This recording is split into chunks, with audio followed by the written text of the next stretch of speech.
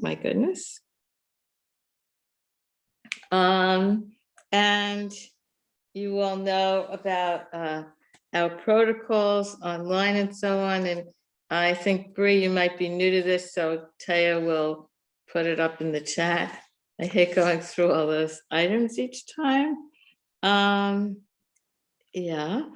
So can each member of the committee introduce themselves? I'm Betty Freibush, I'm the chair, and Santia. I'm Santia Policia Committee Member, Board Member. Great. Madison. Hi, I'm Madison Chang, Committee Member and Board Member. Great. Nick. Hi, Nick Ferreira, Committee and Board Member.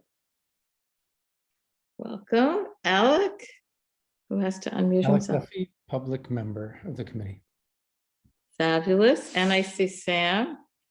Hi, Sam Johnson, Committee Member and Board Member. Great. And for those who didn't hear, Dorothea said she probably was not going to make it tonight because she wasn't feeling well. You know, we hope she is fine. Okay. So is there a motion to approve the agenda that was sent to you? Santia and somebody else, Nick. Okay. So we approve the agenda, the minutes from November 21st, and thank you, Sam, for your effort and all the information you captured. So are there any corrections to the minutes? Is there an approval, a motion to approve? Alec? Do we have to do a motion or do we just sort of? Oh, yeah, consensus, right. Thank you. Consensus. Okay, so we're up to chair report. So I have two somewhat interesting things to report.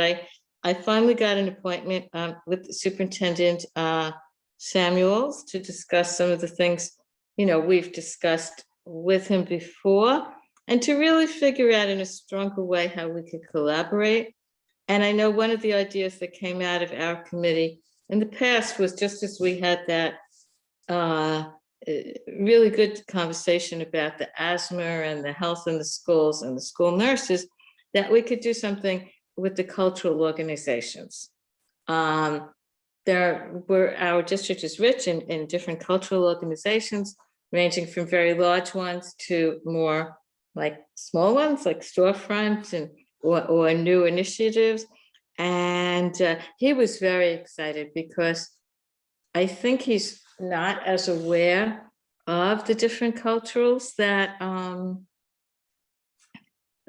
that want to work with the schools. And sometimes we've had organizations and we've suggested, well, this school could be interested or that school, but it would be great for the superintendent to understand that, and then he can follow up with principals. He can even invite culturals to his principals meetings, anything so that the groups can work together, you know, for the benefit of the young people. So I was excited about that. And then I talked to him a little bit about the statement of district needs and that we want to work on it. And then a lot of times we write specific things, such as when we wrote to expand Cornerstone or Beacon or after schools. And it was maybe too vague. It wasn't specific enough. And we never really got much leverage on that. And I said, what can you think of that would be more specific and that would be important for the young people? And he said the early childhood program, the 3K, where they bring in the 3-year-olds, which is rather new, and then the UPK, the 4-year-olds, which, you know, has been going on for a bunch of years and all. He says there's no extended day. And the daycare centers can take the kids, the young people, for the whole day. Like the parent drops them off at 8 and picks them up at 6. And that could really be helpful for families, for students. They would stay in the same building. They wouldn't have to be picked up by someone, taken to another site, etc. So I said to him, that sounds great. Can he think of someone from his staff who could speak to us about these programs in our district? And inform our members and so on, and then we'll see where we go. And he was excited about that. So that's something that can happen. He's thinking more about interagency work, and I asked him what that meant to him. And I don't know that this is within our work, but he talked about we needed to partner more with the city agencies that deal with like populations such as the students with in temporary housing, such as the ACS, because everyone's in their own silo. And he gave the example that the attendance policies are, because they have to mark students absent if they don't go to the physical building unless they're quarantined, but that doesn't consider if, let's say, their parent is quarantined and then the parent has to stay home and therefore the child has to stay home through no fault of the child, and the children are not allowed to access the remote and they're marked absent. And as we know, the whole thing is a mess. So we can have a more robust conversation about this later, another time, but he's thinking of how can we leverage our position as a community board committee to figure out ways that city agencies can work together more on behalf of the young people. And I think that's a big ask, but we can explore our ideas certainly. And then we talked a bit about teachers and teacher prep. And apparently the district is working with Bank Street on a program called Prepared to Teach. Do we want a speaker? I think we might. And as we know, teachers are retiring or leaving. There are staff shortages. I don't know in how many schools or to what extent. But the notion of the pipeline of getting new teachers in so that we don't rely on substitutes that much, that perhaps is something we can work on, because it would need more funding. His idea is that they create internships for young people. Now they have student teaching, which might be a few mornings a week for a semester, but a real internship would be a year in a classroom with a master teacher, really learning the school, the students, the community, and that person finishing that year is going to be, I believe, a much stronger teacher. So again, that's something that's on the superintendent's mind and something we can explore.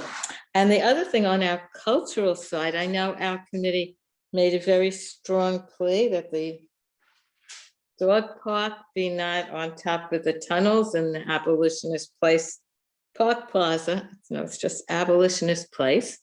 And we brought that up in the full board meeting and asked for a meeting with EDC, the electeds, etc. So we had a telephone meeting today, which started the dialogue. The Downtown Brooklyn Partnership was there, Levin was there, of course, saying his goodbyes and saying that Lincoln Ressler will now take the mantle. Joanne Simon was there, who very clearly said we must not have a dog run on top of the abolitionist tunnels. I mean, she was just very clear. It wasn't a lot of conversation. I mean, the request was very clear. And how should I say it? The EDC, they were listening. Lenny Singletary chaired it. He wanted a very collaborative conversation moving forward. I think there'll be additional meetings and so on, because if you changed where the dog park would be, then it affects the whole design. It isn't like you can just plop it down in another section. So I'm very proud of our committee for raising our voice and getting it, to the point where it's out there as an issue. So thank you all. And that concludes my chairperson report. Yeah, so I think we go to other business. If anyone on the committee has something they want to raise to the committee. And then after that, we do community forum. I see that someone's here from the UFT who might want to talk. So that would be your section if you want to talk. You probably want to talk, but yeah. Okay, so of our members, is there anyone who has an issue or a question or anything to raise or discuss? Sure, I just wanted to ask a clarifying question around your report. Thank you for bringing that, all those things to the table. You'd mentioned the 3K. The first thing you had mentioned about 3K, were you suggesting that there's an effort to try to lobby the city to expand 3K to being truly full day to like 5 p.m. or did I just make that up in my I mind? think the discussion was, how can we use our voice to advocate for what they call extended day? So extended day wouldn't have to be for every child. In other words, we're not saying that the program would be 8 to 5 or 8 to 6, but that parents would have an option, because now if they can't due to work or other obligations, they could try to find a daycare, which we believe the instruction isn't as strong as in the DOE schools. I mean, that's kind of the word out there, that it's daycare, it's not instruction. Some people could argue with that and say that the teachers are trained in early childhood pedagogy and so on. So it would be that the 3K and the 4-year-old could have the option for an extended day. So it isn't like saying the program would be from here to there. Okay, does that make sense? Yeah. I mean, my experience as a parent of toddler twins, not toddlers anymore. How old 3-year-olds, are they now, Alec? They are 3. So when we started looking to the 3K, it was like, great. And we started looking at the materials and it was like full day care, full day care, and then for free. And then I realized after researching more that full day meant basically from 9 a.m. to 3 p.m., which doesn't make any sense to me why that would be called full day for working parents who presumably work 8 or more hours a day. And then so we end up having to pay $1,500 a month for extended care for 2 hours a day for both of our kids, for the 2 kids. And that's the case at so many 3K. Okay. So it doesn't, Did you find a 3K or you chose a nursery school? Yeah, we're in 3K. But so we pay that the 3K provider for extended care from 3 to 5 p.m. and it So it's in a us community $1,500. organization. It's not in a district school. It's not in a district school. We don't have one that's we don't have one in a district school that we're zoned for. They only have 4K and above in our district school, but so it's in like a privately run daycare. Well, I wish you all the best with that, and I do think that this is something that I know I feel strongly about collaborating with the superintendent if there's a way that we can push for this. Yeah. But so the first step is going to be to get a speaker so that, we're all at different levels of understanding the issue and the landscape so that we all get kind of an introduction to it and then we'll go forth. Does that make sense? Yeah. Yes. Okay. The other thing I wanted to mention was that something that I've learned from another group that I'm a part of is that when you mentioned in the beginning about talking to the superintendent about cultural organizations and whatnot, one thing I learned recently is that some time back, maybe even a decade or more ago, the city charter was changed so that arts in the school system were no longer a mandated thing, but rather up to each principal of whether they were going to include arts education in their budget. And so what happened was there was a massive disinvestment in arts education program citywide from principals who decided to allocate the money elsewhere. And we all know how much arts can do for kids. They saved they saved myself growing up. I was a D and F student until I got involved in the arts, and like that took me to college.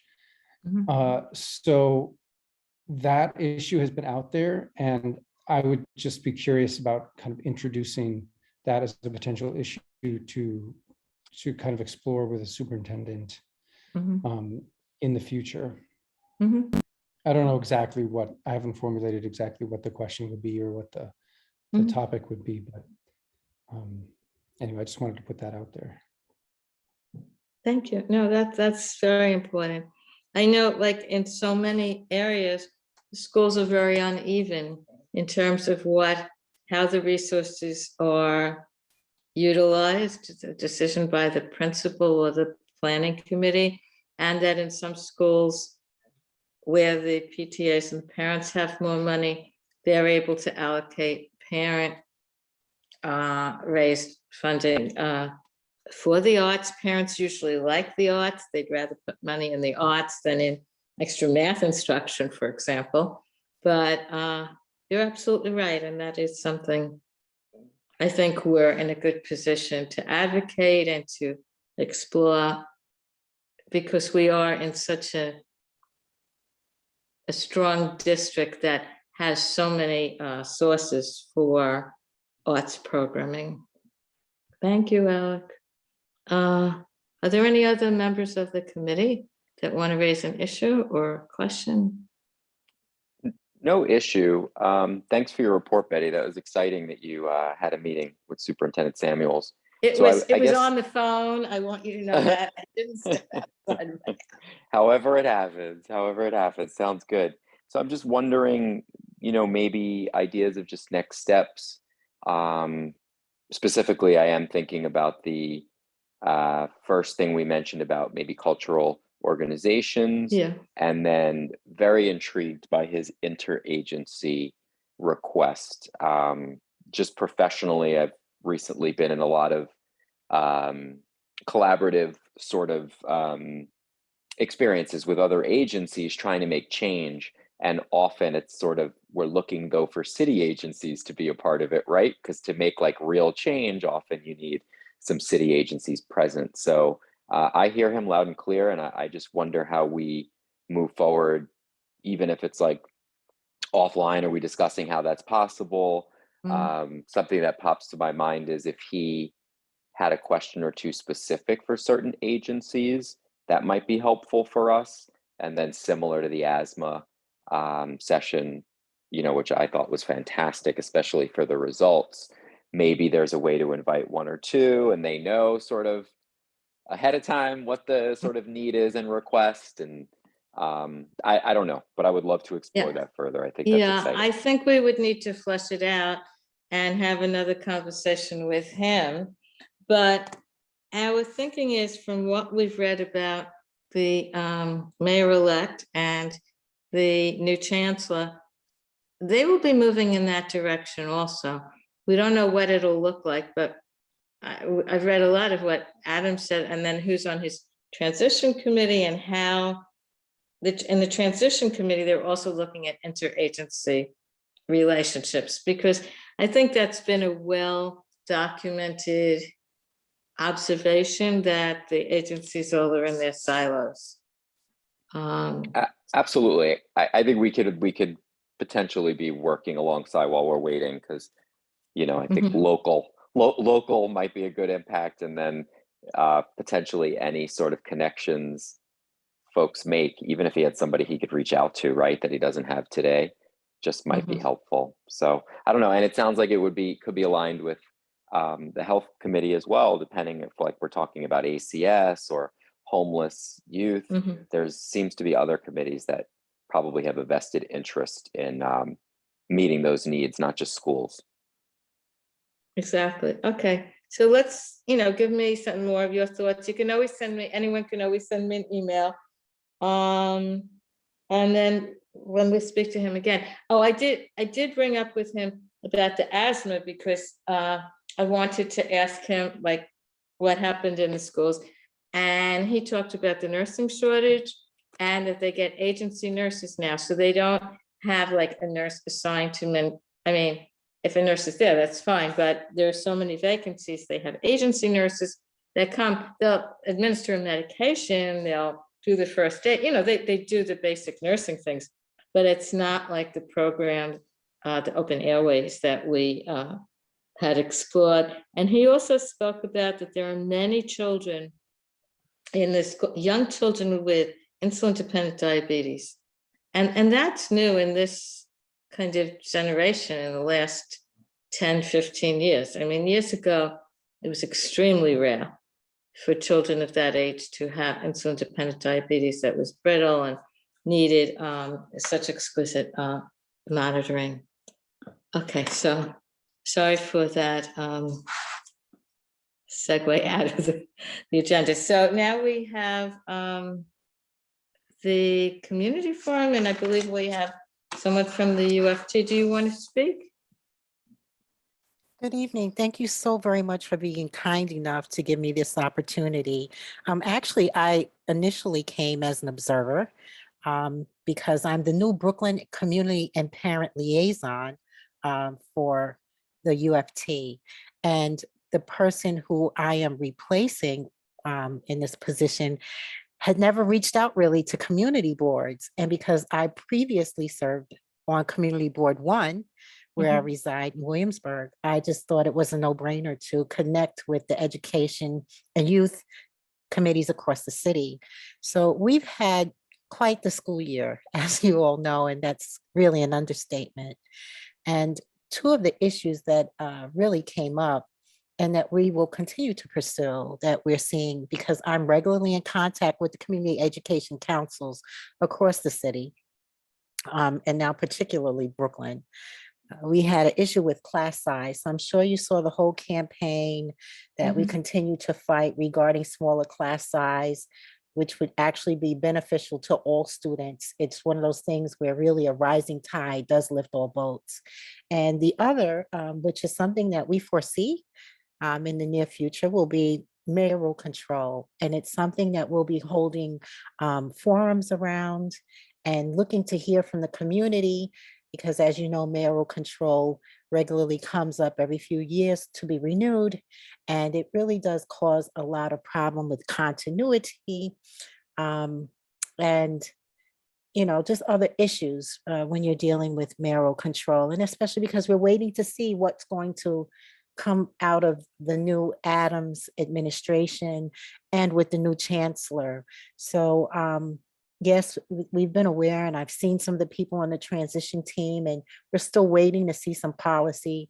But I can tell you right now, the union, the United Federation of Teachers, is pushing for a safety plan from the new administration concerning the Omicron variant and where we will stand in January. So there has yet to be a concise safety plan, as to what we're going to do to reopen after holiday break. And so I'm sure as you follow the news, it was a very strong statement by our president today regarding that. And it is something that you'll continue to see in the news. It was an issue that we always had with the prior administration, and we really hope will be resolved with this one. Thank and you. I will make sure that I put my information in the chat. Great, and please come every month. We generally meet the fourth Wednesday of the month in general. And Taya can tell you how to check the calendar and join a meeting. About mayoral control, one quick question. In the last Albany vote, how many years did they give the New York City mayor? Like, when is it up? When do It we should have be to? up this upcoming year. So this Like mayor, in June, or when is it up? it should be up in summer. So I know at some point in spring, this mayor will begin to petition Albany once again regarding Right. mayoral control. And, you know, We don't know because it's not been consistent. Sometimes it's been a 1-year extension or a 2 or a 3. So no one as of yet knows how long this extension is going to be. But there are parent groups already organizing, and I wear multiple hats. Not only do I work for the UFT, but I also partner and or participate with parent groups. Parent groups, as well as community education councils across the city, are starting to discuss the issue so that they can be more aware of New York State ed law concerning mayoral control, to give a little bit of pushback and to tweak the law itself. So you're going to see a lot of petitioning of the legislature regarding mayoral control, especially starting this upcoming legislative season. So that, for those who aren't as familiar, that relates to the PEP, because the mayor appoints the majority. Who appoints? Does the borough president still appoint one for each borough? Yes, the borough president, now the public advocate, and the community education council members elect a member. So if you follow the PEP of recent, you will see 2 new members, one from the public advocate's office, one representing community education councils. Those are 2 newer positions for the PEP. But not only does this reflect on how the PEP is comprised, but also what educational policy will look like with the mayor. Thank you. Thank you so very I much. appreciate it, Ms. Wilson, and feel free to join us in the future. Is there a motion to adjourn? We're not going home. Well, we are home, but we're not leaving. We're going into executive session. You can go home, you are home, but yeah. So is there a motion to adjourn for executive? Cynthia? I'll second Nick. it. Nick, okay. So this is 6:28. We did that fairly efficiently.